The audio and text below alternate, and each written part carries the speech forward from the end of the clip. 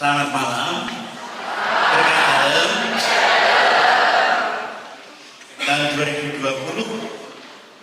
saya membuat surat pengunduran diri sebagai Pickup Semarang karena tidak diizinkan untuk keliling-keliling ketika COVID. Bapak Uskup mengatakan, Romo jangan keliling-keliling karena nanti bisa sakit. Saya mengatakan, apalagi cuma sakit, mati pun akan saya jalani. Tapi saya tidak bisa kalau tidak melihat, ngecek langsung bagaimana Romo-Romo dalam menangani COVID. Lalu saya mengundurkan diri, saya ingin tugas di luar Jawa. Lalu diberi izin tugas di Banjarmasin. Dan Uskup Banjarmasin Monsinyur Timang mengatakan, Romo nanti tugas di Veteran, Parbu Kota. Saya mengatakan, kalau saya tugas di kota, lebih baik saya pulang Semarang saja. Loh, pengennya Romo apa? Saya pengen di pedalaman. Loh, Romo itu aneh. Sudah 50 tahun lebih pengen di pedalaman. Saya tidak tahu mengucapkan itu. Dan ketika mau masuk ke pedalaman itu, di koran itu tertulis bahwa mayat belum ditemukan kepalanya. Di Mandam itu belum ditemukan kepalanya. Baru ketika saya sampai di Mandam itu 2 minggu itu mayat kepalanya baru ditemukan 10 kilo dari badannya. Ini Tuhan mau buat saya takut atau bagaimana? Dan seperti suatu ketidaksadarian saudara, shock ketika sampai di sana itu. Karena ya di sana itu di paroki, di stasi yang tidak ada yang masak, tidak ada apa-apa ya sendiri, ya apa sendiri, masterin juga sendiri, bersihkan gereja juga sendiri. Tapi lebih dari itu, saya tidur di rumah kayu gelap karena depannya itu hutan. Dan saya kasih lampu, tapi ketika dikasih lampu itu kelabang, apa itu kaki 1000, awal-awal ada orang Solo datang ke sana. Ketika saya masak itu, karena masak sendiri juga, tidak mau makan. Tidak mau makan. Kenapa tidak makan? Romo itu kok boleh rekoso, Romo? Di Semarang, di Solo enak kok boleh rekoso. Loh sih boleh rekoso siapa? Lalu suatu ketika Pak Rudi, mantan wali kota, dan Bu Rudi datang ke sana. Pak Rudi itu kan beringosen yang gembek. Itu Pak Rudi itu kan beringosen yang gembek. Jadi ketika melihat saya juga cuma nangis. Romo kok sampai di tempat ini. Menurutmu aku bahagia atau enggak? Ya kalau Romo itu bahagia terus. Ya, bahagia terus. Dan itu pengalaman-pengalaman yang bagi saya meninggalkan zona nyaman, tapi kemudian mengalami kesulitan-kesulitan, tetapi tetap bahagia. Lalu membuat saya pribadi hampir tidak ada kesulitan yang membuat saya sedih. Dalam keadaan kesulitan-kesulitan, saya justru merasakan kebahagiaan. Karena kalau misalnya pakai sepeda motor, jungkel, kalau di sini mungkin pisau-pisau. Di sana saya bisa bergurau dengan Tuhan. Juga gitu terus. Senang kau Tuhan ya. Buat kamu jatuh mungkin tidak ada yang orang senang kau ya. Kau berdaya orang tidak punya istri kau ya. Jadi bergurau, ya bergurau. Ya. Kesulitan-kesulitan tidak membuat sedih, tidak membuat luka. Sampai kemudian saya menyimpulkan suatu kalimat, orang yang bahagia itu orang yang tidak bisa terluka oleh apapun. Sedangkan orang yang menderita adalah orang yang gampang terluka oleh berbagai macam hal. Orang yang jahat adalah orang yang suka melukai. Yang kadang-kala melukai tapi tidak kerosok. sini makan enak-enak, sempat ngono itu ya, kalau ada apa muntah, itu melukai, ini orang kosong, itu melukai ini orang kosong, ya toh.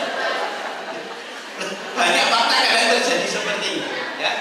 Yesus pelayan sejati. Sebentar bagian atas dulu, yang sebelumnya.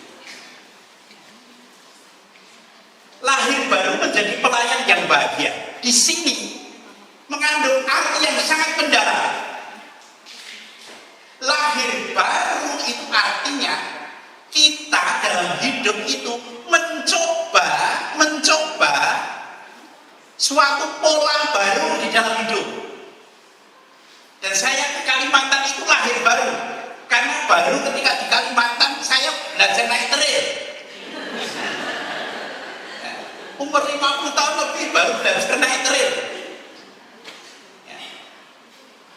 Yang keuskupan tidak menyediakan, tapi yang menyediakan adalah umat dari Solo. Umat dari Solo, ya betul.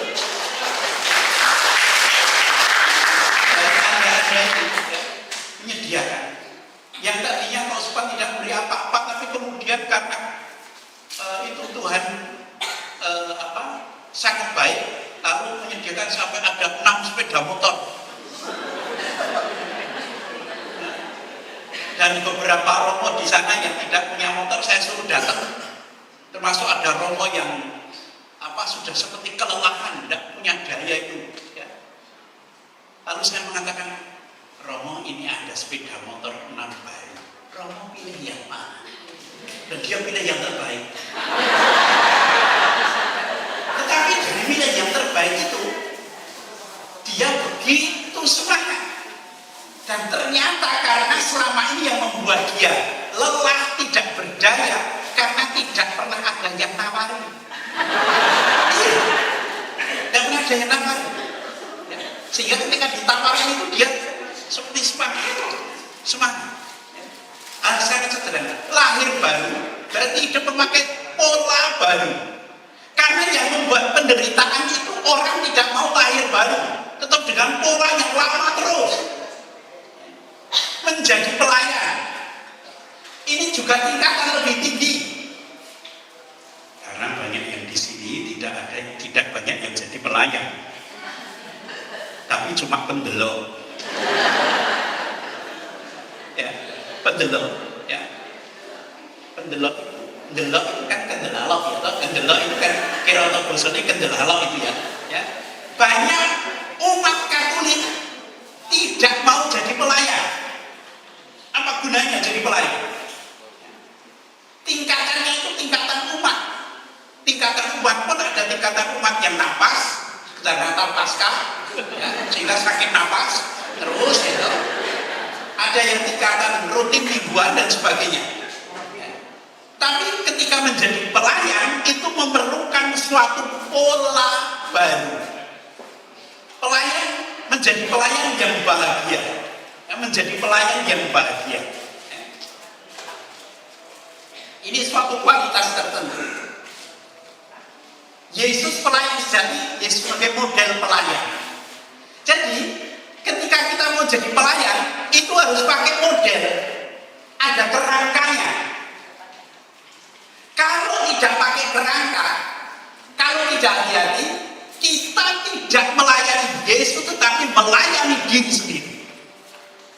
Melayani ego saya sendiri, melayani kesenangan saya sendiri, melayani sisi psikologis saya sendiri. Kalau tidak memakai pola Yesus.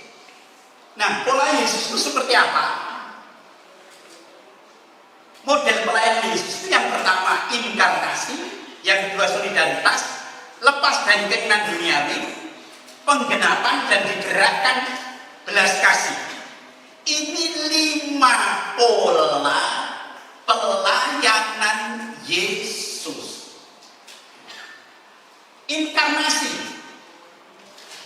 Inkarnasi dari Filipi 21-11, meskipun berwujud Allah, Kristus Yesus tidak mau berpegang pada kealahannya, tetapi dia menjadi manusia. Jadi pola inkarnasi itu Yesus itu gerak turun terus, bahkan mati di salib. Ini berlawanan dengan sifat manusia yang geraknya pengen naik. Contoh pengen geraknya itu Adam dan Hawa. Sudah diperingatkan jangan makan itu, buah itu. Tapi Hawa karena pengen menjadi seperti Allah, makan buah itu. Menara Babel, pengen gerak naik. Maka kalau orang mau menjadi pelayan, tapi dia masih punya sifat pengen gerak naik, akan hancur. Tapi gerak turun, ya gerak naik itu sederhana. Gerak naik itu misalnya mematok harga diri terlalu tinggi. Misalnya ada seorang Romo dipanggil Romo, halo Romo, maaf saya bukan Romo, saya pater, saya pastor, tidak mau dipanggil Romo. Ya. Gampang terluka. Ya. Saya itu kerap kali di Banjarmasin itu direndahkan. Ya. Apalagi sekarang di rumah retret itu. Karena meskipun saya itu direktur rumah retret, tapi sekaligus juga tukang kebun, tukang belanja. Ya.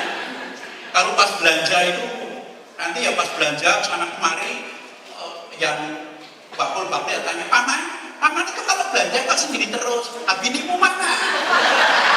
Saya bilang binimu baru hamil tua. Atau ketika di kebun, sore-sore sedang nyangkul, bersihkan itu, ada bapak-bapak pakai mobil. Terus dia teriak-teriak, paman, sini paman, tolong sepeda motornya disingkirkan sana paman. Tolong sepeda sana paman. Oh iya, baik, makasih, saya singkirkan. Paman kerja sampai sore paman. Iya, lembur. Paman masih baru kan di sini? Iya. Kok sampai lembur-lembur? Ya demi anak istri. Saya menyikapinya dengan bergurau, tidak sakit hati. Ya tidak sakit hati. Pak, paman rajin sekali. Iya, terima kasih. Terus dikasih 50.000. Ini paman. Oh iya, terima kasih. Lumayan. 50.000. Ada rombongan ibu-ibu dari Jakarta, 12 orang, mau datang katanya sekitar jam 8 malam, tapi ternyata datangnya setengah 11 malam, bawa tas besar-besar, dan saya sengaja saya pakai celana pendek. Paman tolong ini dibawa ke kamar ya. Iya, makasih. Terus begitu tamu-tamu itu baru saya bawa tas itu, bapak Ustaz datang. Loh, Romo, ibu-ibu, ini Romo Putih, direkturnya rumah retret. Aduh Romo. Terus ada yang minta maaf ngasih saya 500.000. Tapi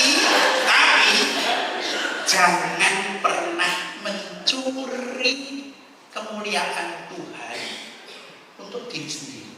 Kalau saya diberi sendiri tak kasih ke karyawan. Nah, ini kamu dapatnya. Nah, kalau pas undang-undang ini tak kasih rezeki dari ibu-ibu yang memperlakukan saya sebagai potter itu mangkat. Saya sudah tidak bisa merasa direndahkan oleh karena perlakuan orang yang keliru terhadap saya. Nah, mau saya disamakan dengan tukang kebun, mau disamakan dengan terserah ya. Semakin orang gampang terluka, itu saya katakan, itu menandakan bahwa dia tidak punya pola inkarnasi. Yesus pola inkarnasinya seperti itu. Meskipun berwujud Allah, tidak mempertahankan Allahnya, tapi menjadi manusia, menjadi hamba, bahkan disalib, semakin turun. Maka kalau orang itu sudah rendah hati, sudah tidak ada hal yang bisa merendahkan dia. Tapi kalau tinggi hati banyak sekali yang bisa dipakai untuk merendahkan. Sang Satria adalah Allah dalam diri manusia. Orang beriman dapat dengan jelas mengerti Allah dalam diri Yesus Kristus seperti apa yang ia sembah dan jalan seperti apa yang harus dijalankan. Jadi pemikiran kita mengenai Allah, meskipun kita memiliki satu Allah itu, meskipun punya Yesus, tetapi masing-masing orang itu beda-beda. Ada yang mengatakan Romo, Tuhan Yesus itu Tuhan tiri. Loh kok Tuhan tiri? Dan saya itu doa tidak pernah terkabul kok. Yang sana itu kobal kabul terus. Ujung misalnya terkabulnya, saya tidak pernah terkabul. Saya mengatakan, jangan-jangan kamu itu pelit sama Tuhan. Kamu pelit sama Tuhan. Pelit dalam doa, pelit melayani Tuhan. Kalau kamu sendiri memperlakukan Tuhan dengan cara yang pelit, ya bisa jadi Tuhan juga pelit sama kamu. Karena banyak orang itu pelit sama Tuhan, mendetail juga Tuhan.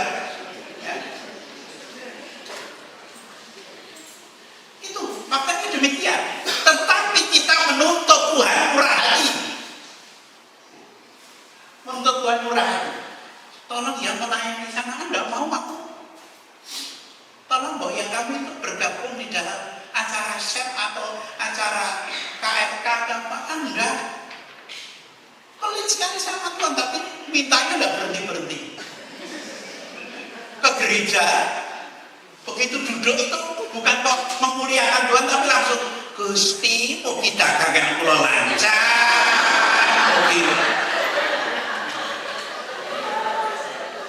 Itu datang ke gereja tidak memuliakan Tuhan, tapi minta Tuhan mengikuti keinginannya. Bukan orang-orang yang pelit untuk Tuhan. Mesti diberi kelimpahan, mesti. Karena orang yang murah hati pada Tuhan, dia juga akan diberi kemurahan. Itu sabda Tuhan loh, dalam Matius 5 itu ya, ayat 7 itu ya. Solidaritas, pola Yesus yang kedua itu solidaritas, solider, atau lebih dalam bahasa Inggris compassion, dalam bahasa Latin compassion, bersama dengan orang yang menderita. Orang yang memiliki solidaritas itu memiliki hati Tuhan sendiri. Yesus seharusnya tidak dibaptis, karena baptisan itu untuk orang berdosa. Maka Yohanes menolak dia. Jangan aku yang harus kamu baptis. Tetapi bagi orang pada umumnya baptisan adalah bukti pertobatan sebagaimana disebutkan oleh Yohanes Pembaptis. Tapi bagi Yesus baptisan bukan pertobatan, tapi solidaritas terhadap hidup manusia dan penggenapan kehendak Allah. Penggenapan kehendak Allah. Solidar terhadap orang yang sukses gampang. Solidar terhadap saudara kita yang sukses gampang. Mengakui saudara kita yang sukses gampang. Bahkan bukan saudaranya pun diaku-aku. Tapi solidar dengan saudara yang menderita sulit. Itu kelihatannya masih saudaramu ya.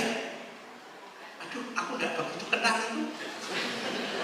Tapi kalau dengan yang sukses, oh, dia masih keponakan cucu dari Pak di desa. Wah, diumpung-umpungkan. Yesus solidar dengan yang lebih yang menderita. Itu hati Yesus. Romo Budi saking pun biasanya, saking menggelari pundi, terus sampai desa.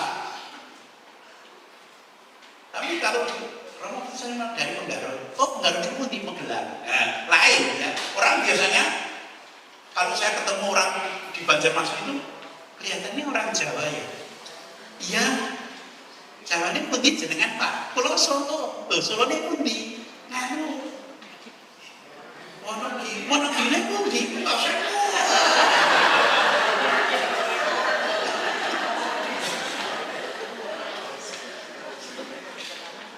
Nah, pola yang kedua menjadi pelayan yang baik itu harus memiliki solidar terutama dengan orang yang menderita. Yang ketiga, dibebaskan dari keinginan duniawi.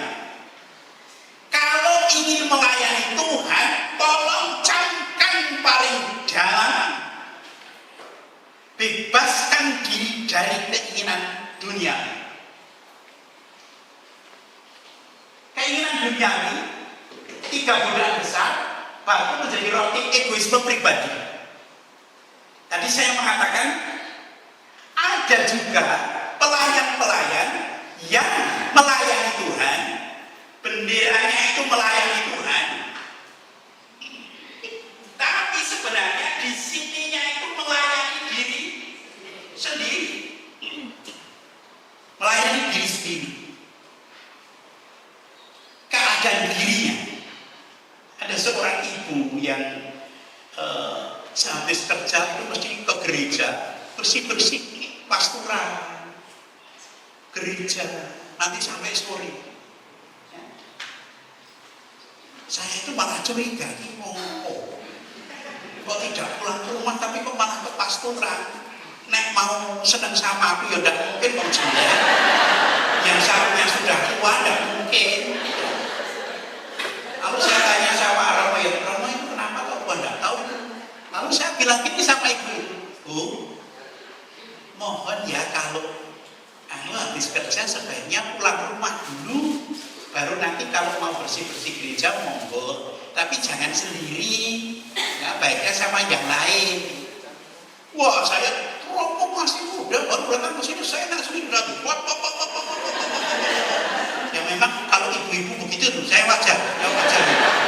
Karena menurut psikologi, ibu-ibu itu perempuan itu setiap hari minimal 20.000 kata. Itu kan perempuan. Menurut psikologi ya. Kalau laki-laki cuma 7.000 ya. Maka hantu itu banyak yang perempuan juga. Oh iya. Mak lampir ini pelet, suster ngisor, kuntilanak, sundel bolong.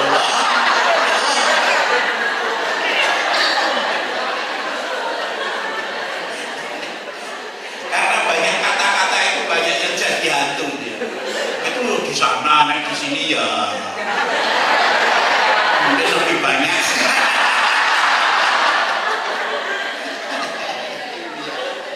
Oh saya dimarahi, tetapi kemudian sekitar 3 hari suaminya datang ke gereja. Romo terima kasih ya, istri saya sekarang mau pulang. Ternyata dia bersihkan gereja, pelampiasan karena berkelahi sama suaminya. Jadi benderanya itu melayani, tetapi bongkote itu lain, gitu ya, bongkote lain. Patut hubungan baik Allah.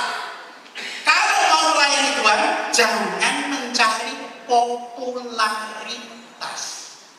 Jangan mencari popularitas. Supaya pengen banyak dipuji, supaya banyak pengen dikenal orang. Itu wilayahnya Tuhan, ya, berkahnya Tuhan sendiri. Dan jangan pernah berpikir mengenai harta. Ya. Jangan pernah berpikir mengenai harta. Banyak orang yang maaf ya, mencuri uang gereja itu hancur. Entah curi kulit, entah apa pembangunan atau apa, hancur hidup. Saya menyaksikan sendiri ya peristiwa-peristiwa seperti itu dari berbagai macam gereja. Hancur. Karena itu memang hanya Tuhan. Tetapi kalau saya mengatakan jangan pernah mencuri serupiah pun milik Tuhan. Maka kadang-kadang saya kalau di Kalimantan itu, saya itu pergi ke Kalimantan, waktu itu kan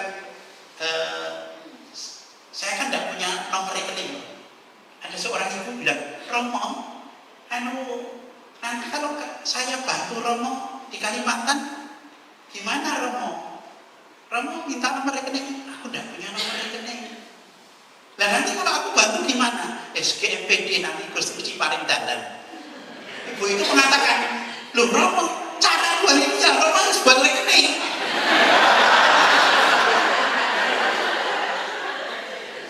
Tapi saya kan buta dalam hal seperti itu ya. Lalu baru kemudian suatu ketika ibu itu mengatakan, Romo, aku minta doa ya Romo. Romo kapan kesini ya? Oh ya baik ya. Pas saya ada, saya ke situ.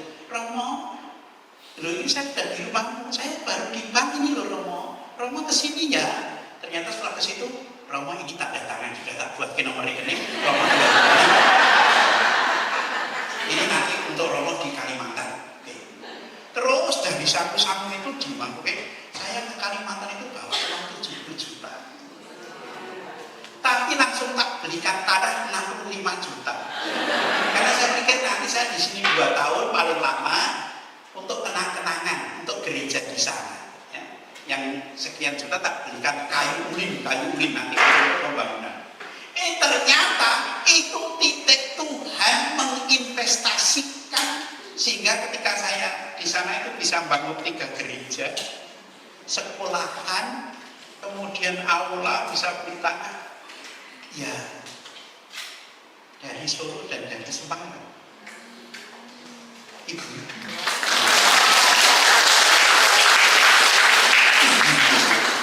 Bapak-bapak juga. Karena ibu-ibu mau mengatakan itu izin suami dulu. Dan saya mengatakan, Tuhan, saya tidak ingin mencuri serupiah pun milikmu itu.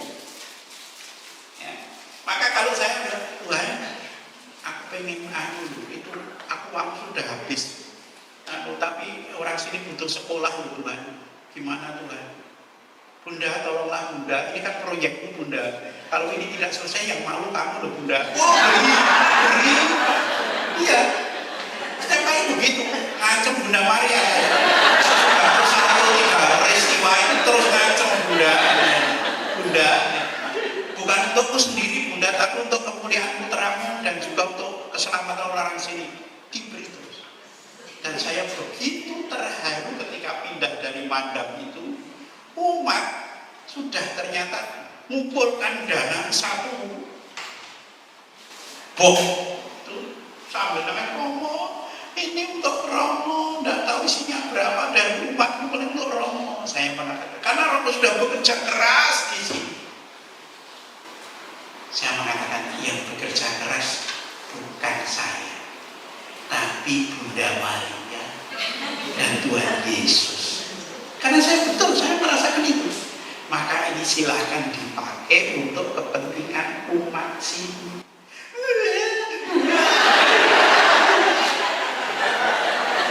Padahal yang pengen pada mencium saya.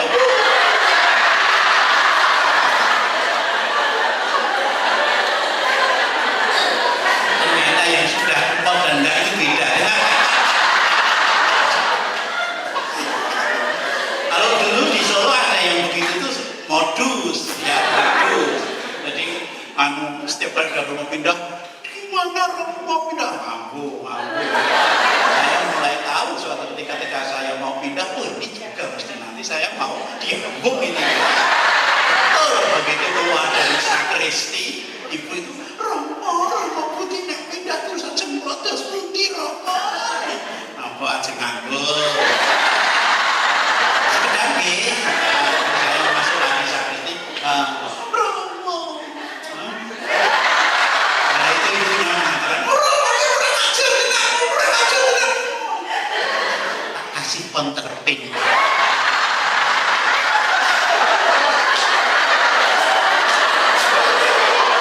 Itu modus dia.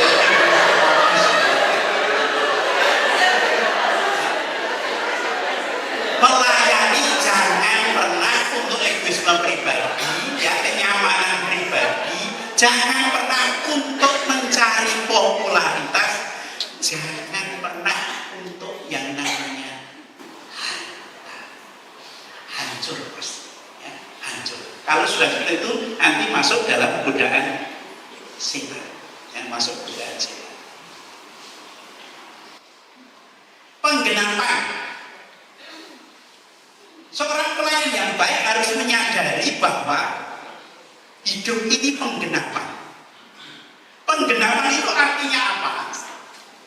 Dalam Lukas 4:21, genaplah nas ini ketika kamu mendengarkannya. Setiap manusia diciptakan untuk penggenapan. Kesadaran akan penggenapan yang paling sederhana adalah menjadikan diri dengan mengatakan, Tuhan jadikanlah aku.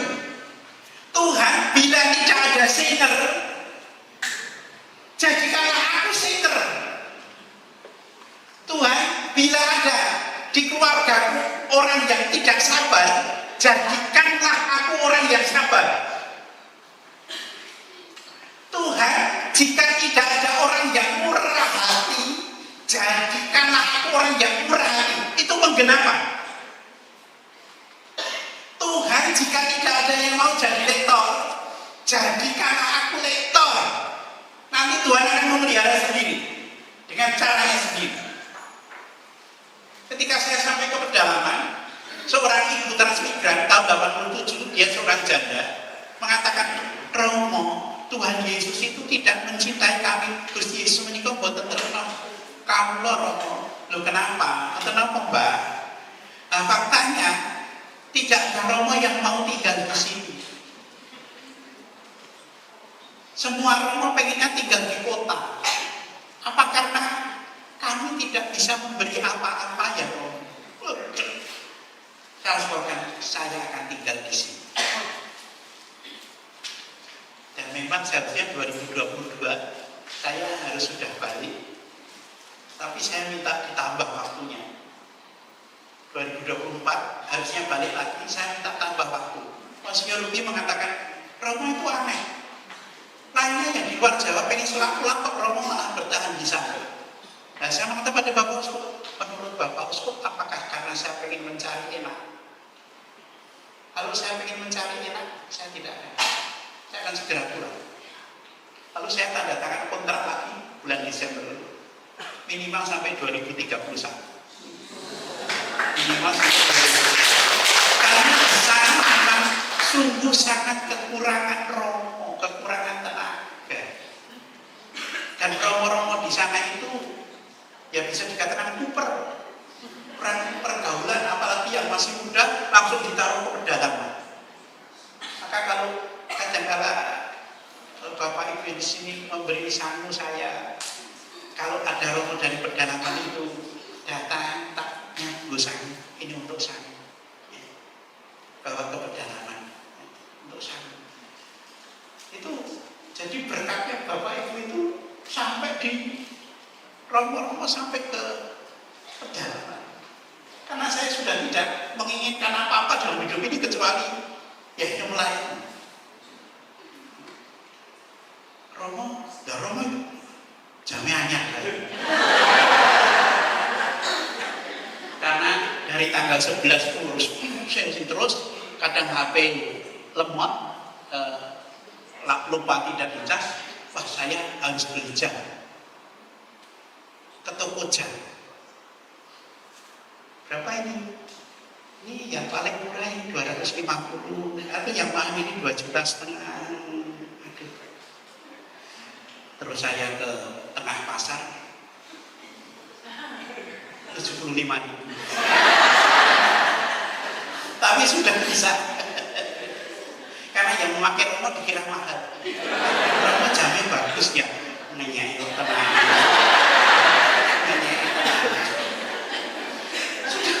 Kalau ditanya oleh Romo pengen apa? Pokoknya pengen melayani dengan baik. Tuhan jadikanlah aku ya. Maka kalau dalam keluarga pun seperti ini, setiap orang mengatakan seperti ini, penggenapan di keluarga, di gereja tidak akan banyak terjadi persoalan. Karena mengatakan Tuhan jadikanlah aku. Bila di rumahku tidak ada yang sabar, jadikan aku orang yang sabar Tuhan. Bila di rumahku itu semua pemarah, jadikan aku pengampun Tuhan, pemaaf Tuhan. Jangan malah mengatakan aku ya orangnya banyak ini. Baru ngomong orang aku banyak ini. Itu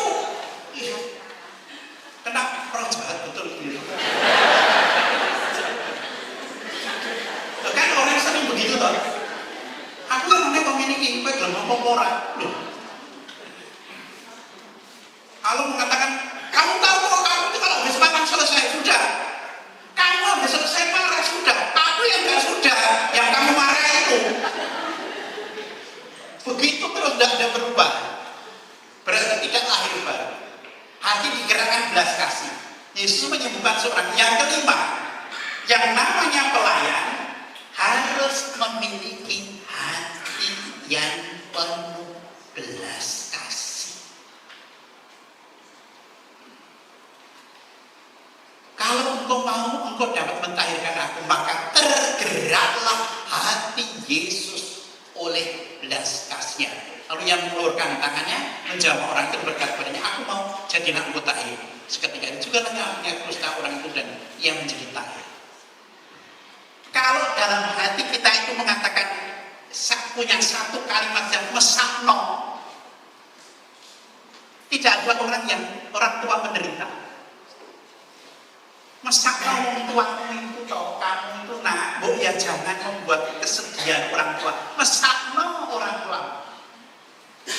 Mesakno istrimu itu toh, Pak, istrimu itu sejak muda sudah menderita. Ketika tua malah kamu buat penderitaan. Mesakno suamimu itu. Ketika memiliki hati itu, yang ada nanti adalah sesuatu yang baik. Satu ketika saya harus melayani di namanya stasi Guntung Tarak 72 kilo. Tapi 72 kilo itu yang 40 kilo itu jalannya seperti sungai sumur.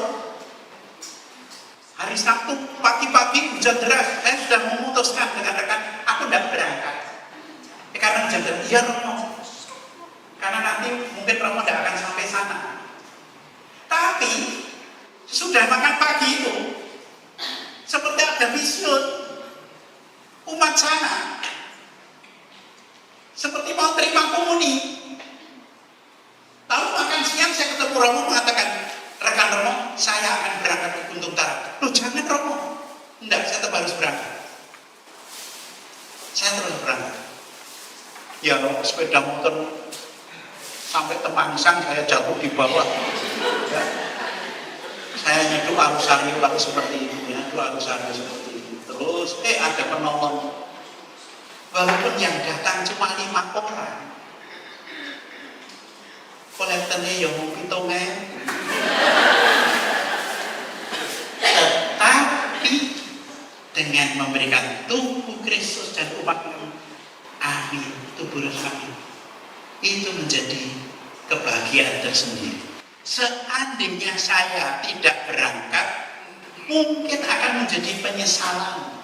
Mungkin ketika umat Romo dulu kami tunggu kok Romo tidak datang. Mau menginfo tidak bisa, tidak ada sinyal. Di beberapa wilayah itu harus pakai kerean seperti kerean burung itu. Nanti pakai jerigen, dimasukkan jerigen, nanti untuk jawab WA ditarik tahta. Nanti diturunkan lagi, dijawab WA, naik lagi. Sekali kerean burung buka itu kerean HP Romo. Itu situasi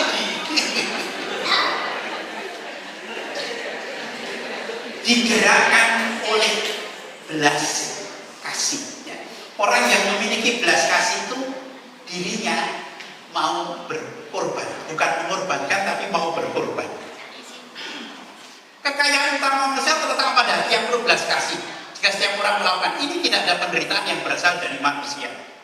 Jika memiliki belas kasih, tidak ada penderitaan yang berasal dari manusia. Ada penderitaan oleh karena alam. Ya. Tetapi kalau orang memiliki belas kasih, tidak ada penderitaan yang berasal dari manusia. Syarat juga supaya menjadi pelayan yang baik, berdamai sebagai syarat bahagia. Berdamai. Ya, ini tadi orang yang bahagia adalah orang yang tidak mudah terluka, orang yang mudah terluka adalah orang yang menderita, orang yang jahat adalah orang yang mudah melukai. Ada orang yang mudah terluka oleh makanan. Sedikit mengatakan, Raina disuguh cili-cili. Berjanji ada seperti itu. Ibu-ibu ada. Suatu ketika sampai kemudian coba tak delok ibu-ibu mau main mau motor, saya jadi syukur luwih cili-cili. Nek dia suka kritik. Sing mangkel ke meneh ketika dijajake nyacat. Ora enak yo nek kene iki. Padahal dijajake. Hari itu kapok wis rasa jajakan. mulutnya ini mudah terluka oleh makanan. Bahkan ada orang-orang yang karena mudah terluka menjadi seperti orang gila. Jadi orang gila itu misalnya saya ngomong-ngomongan, terus dia bilang, ini rasanya saya. Rasanya saya tuh dulu agak. Rasanya saya itu capek waktu.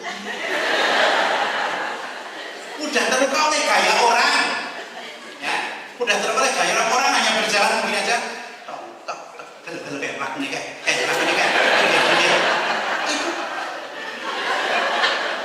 hanya masalahnya kadang-kadang kita tidak menyadari kemiringan atau ketidakparasan kita itu, karena terlalu banyak yang miring, terlalu banyak yang mudah terluka, mudah melukai.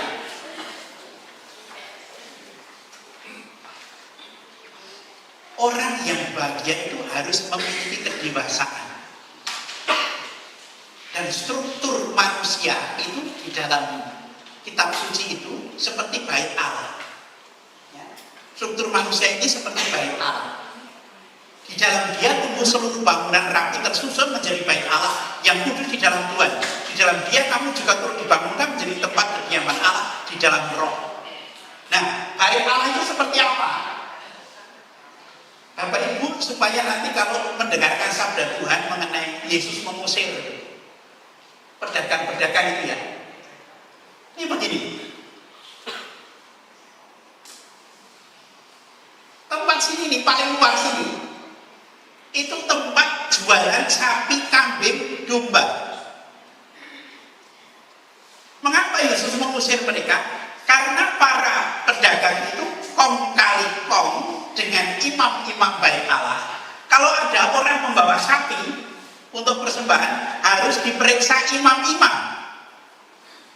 Dan imam-imam itu kong kali kong dengan pedagang, mengatakan itu tidak layak, belilah milik kami. Lalu imamnya akan dapat. Selalu begitu. Maka disitu dijadikan tempat perampokan. Yesus mengusir. Lalu di sini ini lapis yang kedua itu tempat para pengemis. Maka ada penukar-penukar uang juga. Dan penukar-penukar uang seperti di jalan Selamat Riyadi itu. Nek nukarke sak kinto nanti entuke 150 atau berapa. Seperti itu. Itu dianggap kejahatan menurut kitab suci. Ya. Ini. Lalu yang sini ini, di sini ada bulatan. Ini tempat pengorbanan sapi, kambing, hewan itu, dan juga tempat pengajaran. Dan yang paling dalam di sini tempat 10 perintah Allah yang disebut holiness, tempat paling suci yang boleh masuk hanya imam. Nah, yang paling luar ini melambangkan fisik manusia. Fisik itu kan paling luar, ya, paling luar. Itu fisik. Itu hukumnya enak tidak enak. Itu fisik.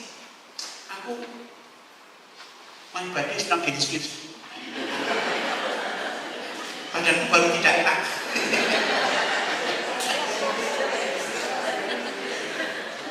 Enak tidak enak, itu fisik. Ya. Lalu yang kedua ini, maaf, yang kedua lapisan di bawah fisik ini perasaan. Perasaan itu hanya di bawah kulit. Maka kalau orang sedang bahagia, kalau sedang sedih, karena memang perasaan letaknya yang di bawah kulit. Kalau sedang marah, kalau kulit-kulit putih gini, langsung memerah. Kalau seperti saya tidak kelihatan. Tidak kelihatan. Hitam itu kalau marah tidak kelihatan. Ya. Maka tadi saya itu dihina begitu masuk. Udah dihina saya. Romo kok sama saja. Pantek. Nah, pantek kira-kira pantek. Perasaan. Hukumnya senang. senang tidak senang, itu perasaan. Dan yang ketiga, pikiran. Ya, pikiran itu yang di sini tadi yang pikiran itu yang terletak di sini. Lapis ketiga, itu hukumnya baik dan tidak baik. Dan yang terakhir bagian holiness, ya, bagian holiness ini hati nurani, selamat atau tidak selamat. Kalau yang namanya pelayan itu geraknya turun, artinya kekanak-kanakan, yaitu hidupnya hanya enak tidak enak, senang tidak senang, tidak mungkin jadi pelayan yang baik. Ini jadi manusia biasa saja ngerepoti loh. Iya, orang itu kalau hidupnya hanya dasarnya enak tidak enak, senang tidak senang, ngerepoti. Romo pun kalau ini ngerepoti. Romo itu ada yang minta minyak suci, aku baru udah senang minyak-minyak,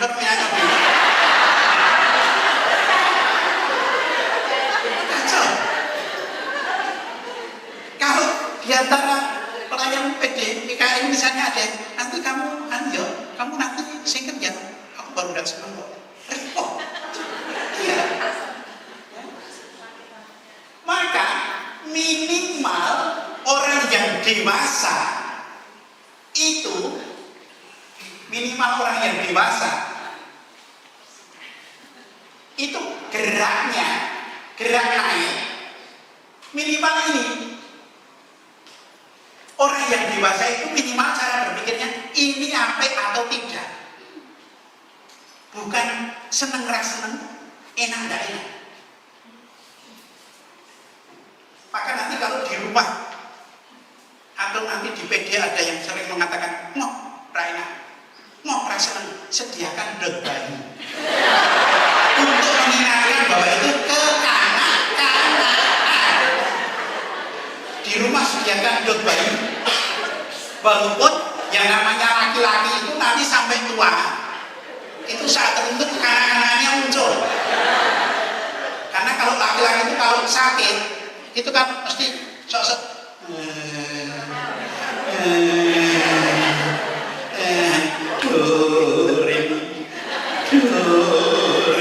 kalau sakit itu pijet pak, iyo, ambilkan minum, iyo, minyak suci pak,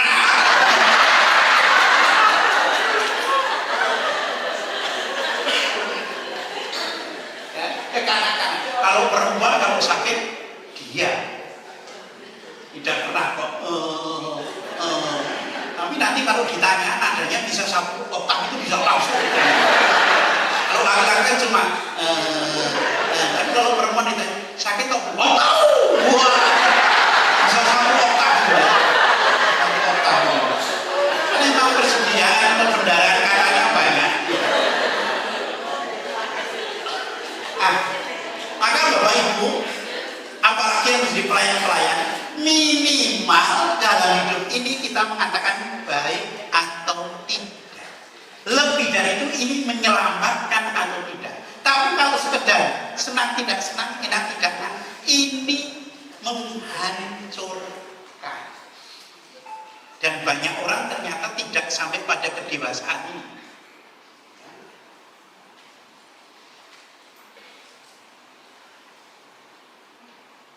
Berdamai dengan dirinya sendiri. Orang bagian berdamai dengan dirinya sendiri. Berdamai dengan diri sendiri itu, saya mengatakan, untung ya saya itu tidak ganteng. Itu berdamai dengan diri sendiri. Kalau saya ganteng, mungkin di paroki itu bapak-bapak sudah pada cemburu terus.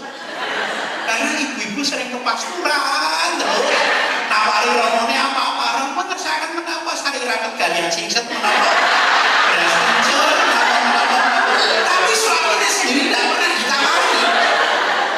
Ya, maka saya mengatakan itu berdamai dengan diri sendiri itu bahagia. Ya. Maka saya sering mengatakan contoh Michael Jackson itu ya, itu kan terkenal kaya raya pokoknya, tapi dia tidak bisa berdamai dengan dirinya sendiri sing kulitnya ireng. Ganti putih kok segini. Ya. Dan setiap tahunnya menghabiskan 8 miliar untuk merawat wajahnya ini.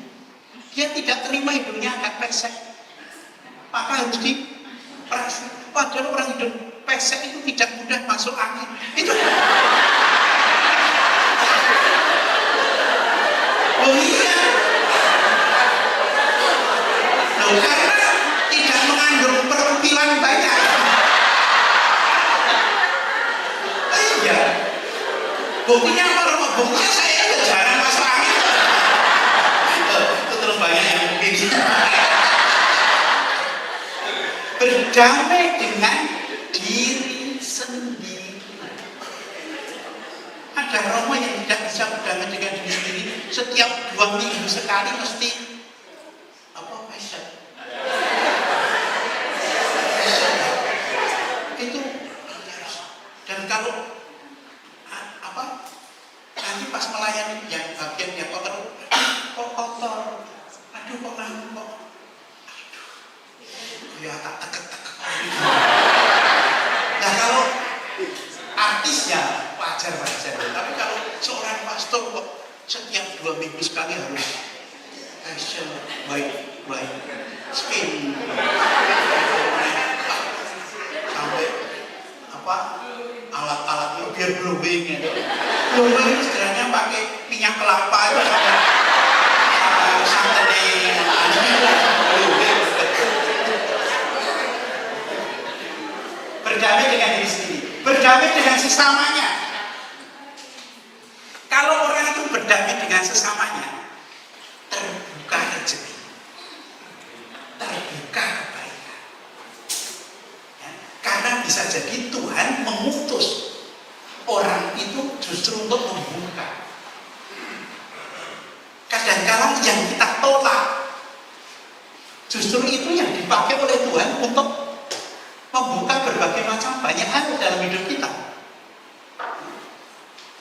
Ya seperti Yesus dan Maria datang ke Bethlehem lain ditolak, padahal itu yang ditunggu oleh orang Yahudi selama ini.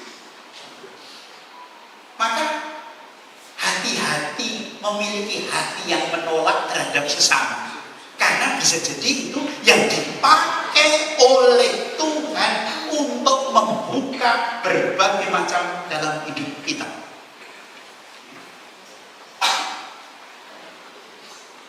Berdamai dengan peristiwa hidupnya.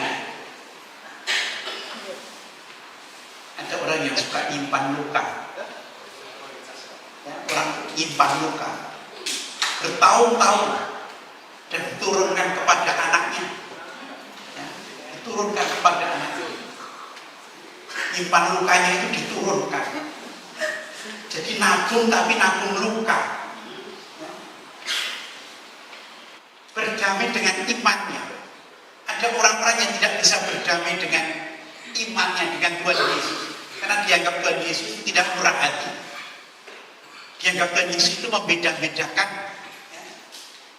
Berdamai fisiknya, perasaannya, pikirannya, hati nurani. Menjadi seperti anak kecil.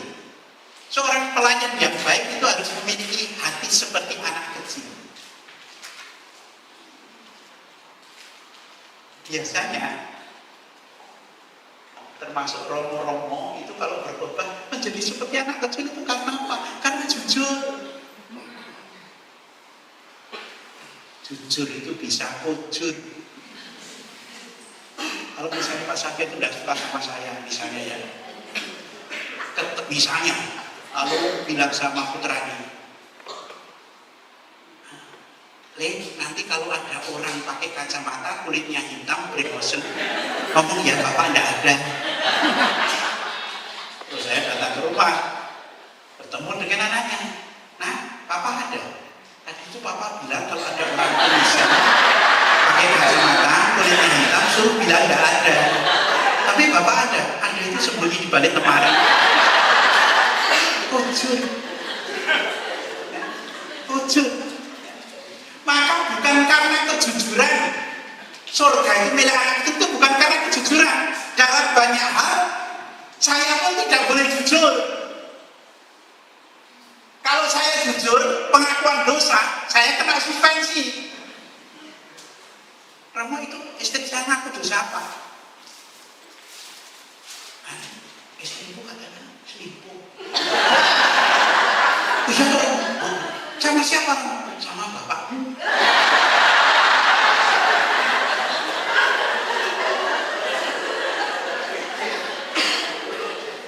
Jujur, tapi saya kena suspensi.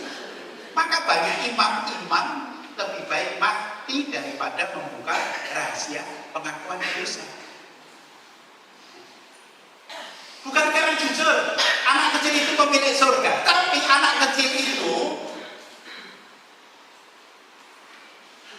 pertama, anak kecil itu hal-hal sederhana pun sudah membuat gembira. Hal-hal sederhana sudah buat gembira. Hati yang gembira itu dari hal yang paling sederhana sudah buat gembira.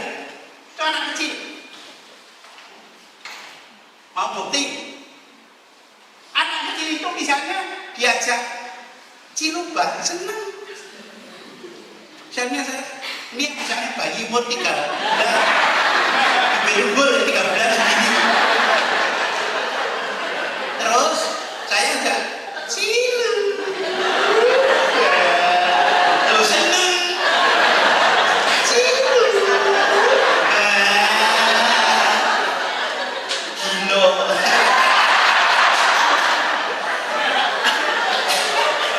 senang, ya, diajak cilu. Senang. Coba Anda nanti pulang ketemu suami jak cium.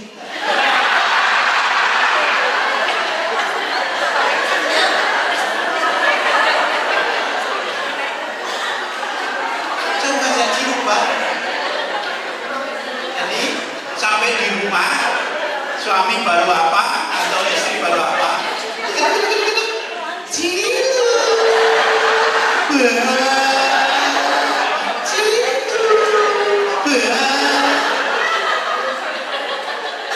Nanti mesti suami akan mengatakan kalau itu, nah, ayo, mama ayo ke dokter saraf. Setelah acara dengan Romo begitu ke Kang Supan apa? Anak kecil itu gembiranya lebih besar. Hal-hal sederhana sudah membuat gembira.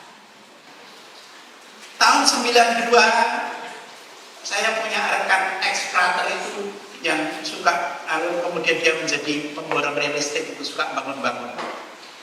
Saya tanya, kamu itu di sana itu bangun itu untung berapa? Oh itu aku rugi itu cuma dapat 60 juta. Aku rugi cuma dapat 60 juta. Tapi di pasar saya ketemu bakul tempe itu, Bob, kamu hari ini sudah untuk berapa? Sudah matur nuwun, sudah untuk 2.500, bisa untuk beli beras 1 kilo. Matur nuwun.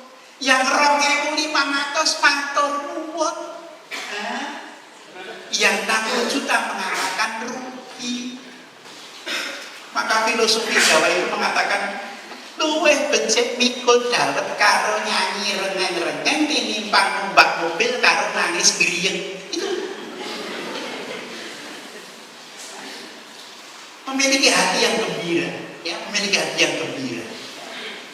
Saya itu di Banjarmasin itu ketika cek kesehatan malah tidak ada penyakit itu. Ketika di Semarang itu ya kolesterol lagi ya.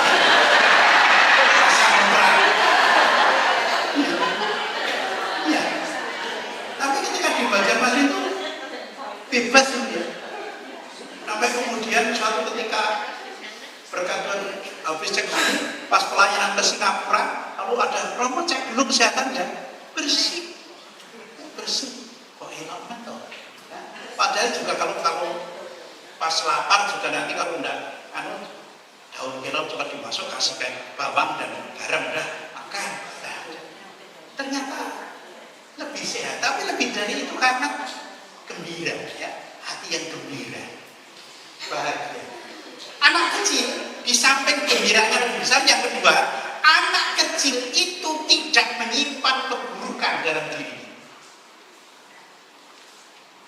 tidak menyimpan keburukan. Sementara banyak orang semakin tambah tua menyimpan keburukan, nabung keburukan. Anak kecil itu sekarang berkelahi, nanti siang berdamai. Orang tua sampai berminggu-minggu, berbulan-bulan, bahkan sampai mau meninggal pun sampai begini, aku tidak mau memaafkan dia. Stop, mati kok nih, maafkan toh, wis toh dimaafkan. Orang iso, aku nih mengaku orang iso. Lho mergo kuwi setan kuwi sing membelenggu kamu. Wis toh tak minyak suci ya.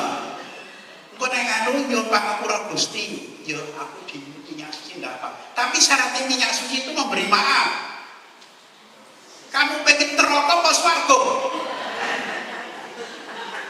Aku pengen swarga tapi ndak bisa memakan. Ora iso. Ora iso. Sampai akhirnya tak dikis-dikis, ya sudah, aku memaafkan, betul, memaafkan. Ayo tangannya diangkat, memaafkan anak-anakku. Maafkan. Minyak suci. 2 jam meninggal. Bukan mau minyak suci kalau tak tetap muda.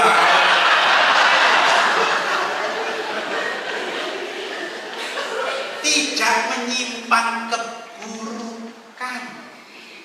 Jangan pernah menyimpan keburukan, nanti wajahnya menjadi buruk. Sekarang tambah elek.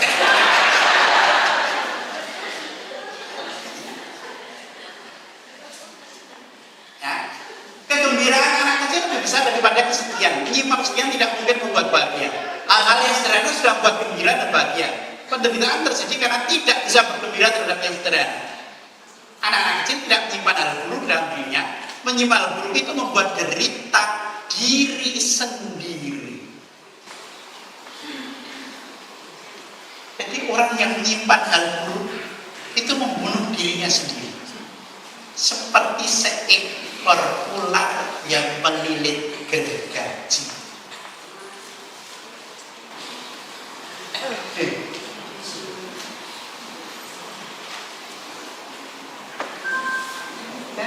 Seperti seekor ular ya. Inggol gergaji dikira musuh.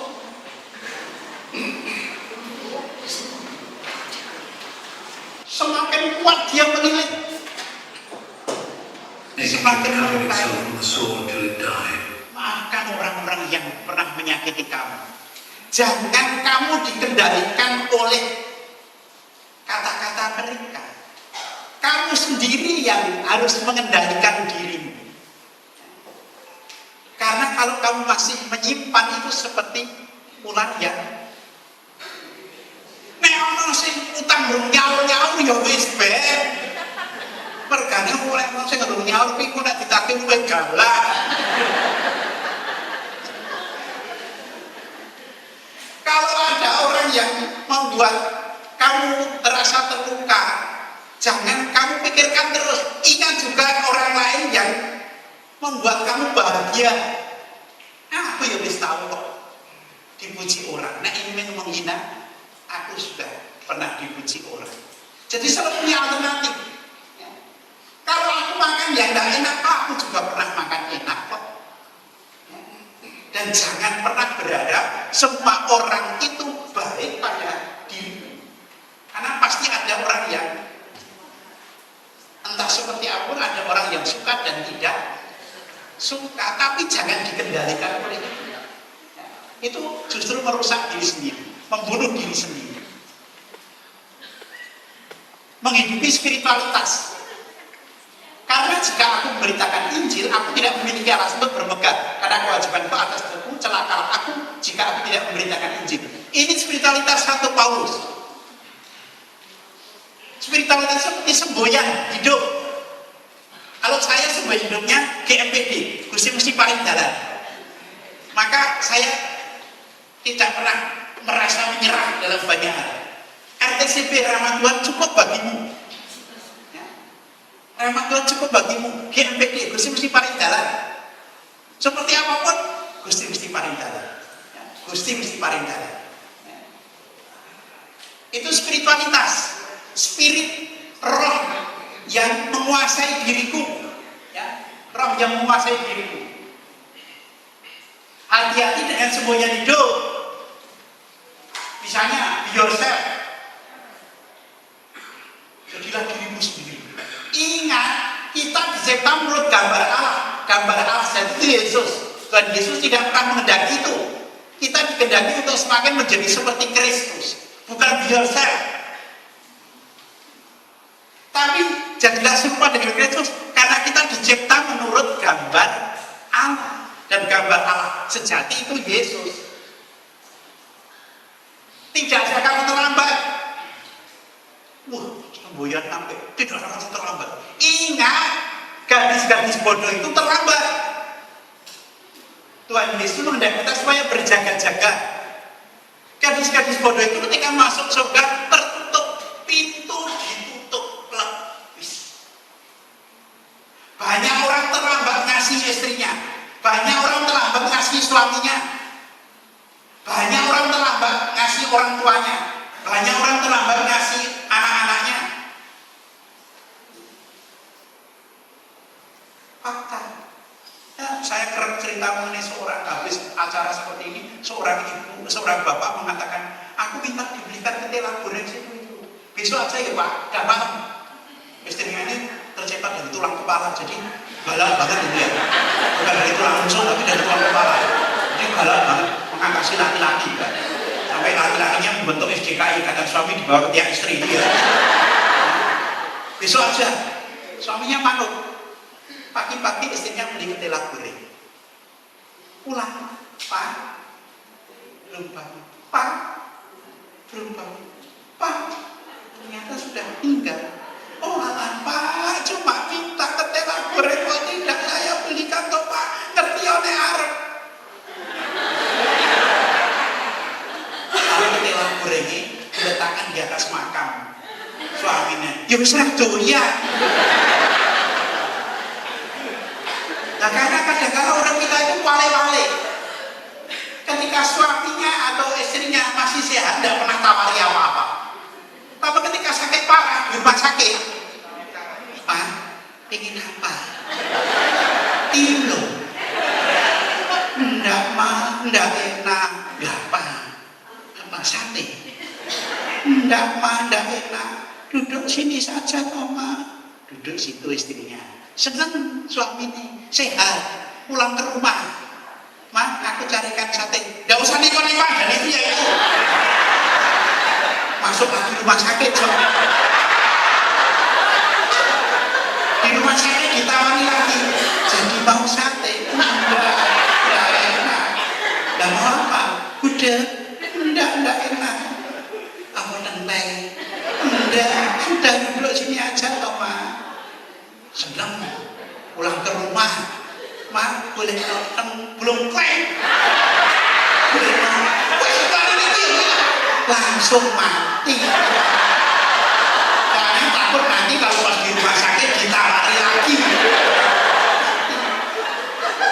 Sosok wala-wali. Pas sehat tidak pernah tawari apa-apa. Pas sakit tidak doyan apa-apa ditawari. Itu kan pas itu. Boyanya pas sehat itu ya toh. Maka nanti sesudah acara ini, nanti kalau istri atau suami minta apa-apa, kudu dituruti. Tidak usah ditanya, orang selalu mati itu tidak usah. Kudu dituruti. Saya masih punya suami istri, deg-degan toh. Saya bebas. Hati-hati ya dengan semboyan-semboyan itu. Menerima apa adanya. Ingat, Tuhan Yesus kejadian membawa perubahan. Tuhan menghendaki kita selamat, maka harus dilahirkan kembali. Tidak menerima Yesus, tidak pernah menerima apa adanya.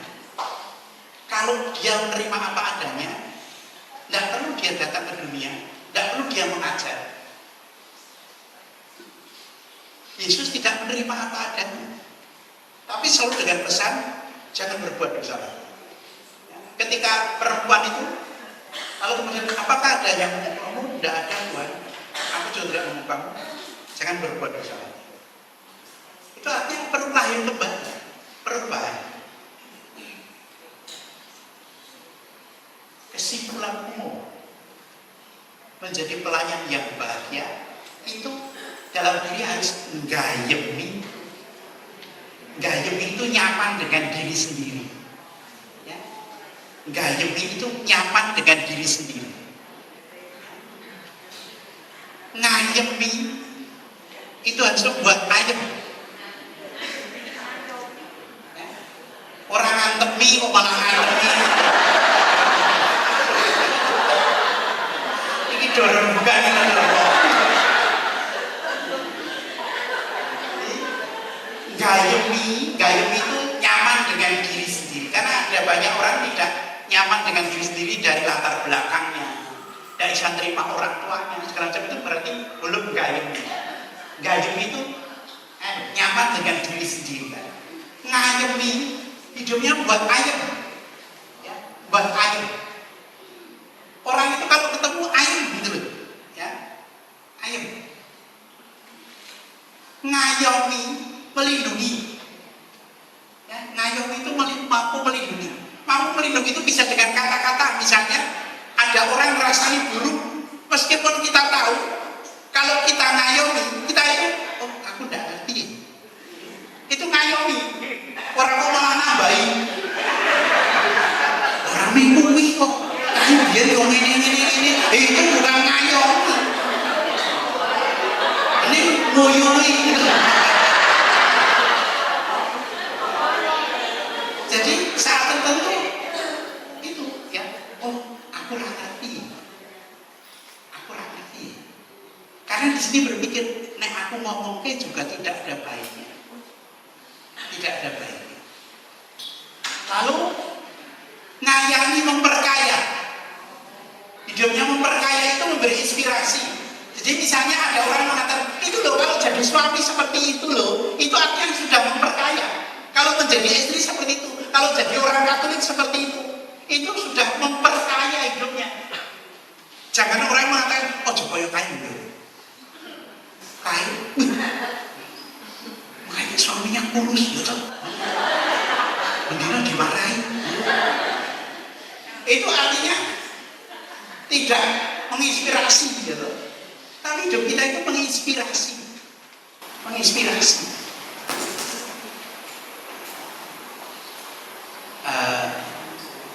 Ada anak di traffic light itu di mobil, kemudian seketika, kamu ngamen untuk apa? Kamu ngamen untuk apa? Dia terdiam. Kamu mau untuk beli buku. Oh, beli buku untuk apa? Karena apa? Ya, orang tua aku nggak bisa belikan. Itu menginspirasi. Atau ketika saya suatu ketika di Solo, di warung tenda, sedang makan dengan murid-murid, itu ada pengamen anak muda. Ngamennya itu lagunya Rumah Irama itu. Sungguh terpaksa aku menyanyi, mengharapkan Tuhan bermuradi. Aku ya masih makan cuek dulu masih. Sungguh terpaksa aku menyanyi, mengharapkan Tuhan bermuradi. Sungguh terpaksa. Saya menengok, ternyata OMK. Dan saya kenal. Loh, kamu Romo, sini. Dua orang, sini. Ayo makan. Karena mama saya sakit janda untuk mengobati. Nanti tadi makan dulu. Itu menginspirasi.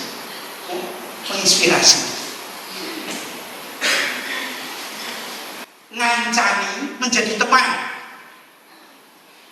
Menjadi teman bagi orang yang sukses, menjadi teman bagi orang yang populer itu gampang.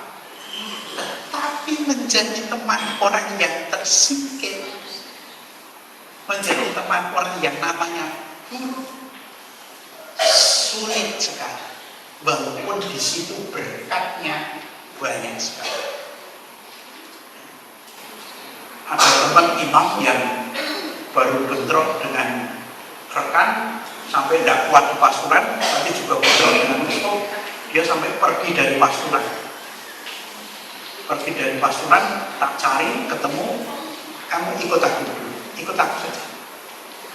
Tapi nanti kalau Romo dimarahi Bapak gimana? Tidak peduli, kamu ikut aku. Nanti aku yang akan bilang. Ngancani, ngajeni menghargai, ya, ngajeni menghargai, ngelabui berkorban, yang memiliki jiwa berkorban, dan yang terakhir orang yang seperti itu mesti akan mengangani. Ya. Kalau melihat orang seperti itu nanti yang termasuk di PD itu akan ditanyakan, ini dokter Andi mana tahu belum datang? Oh biasanya itu datang lebih awal kok belum datang toh. Ngangeni Anda itu.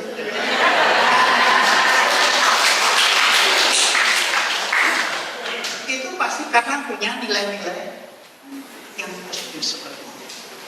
Bapak Ibu yang terkasih dalam Tuhan, semoga Anda semua dalam perjalanan hidup nanti semakin hari semakin terbuka lahir.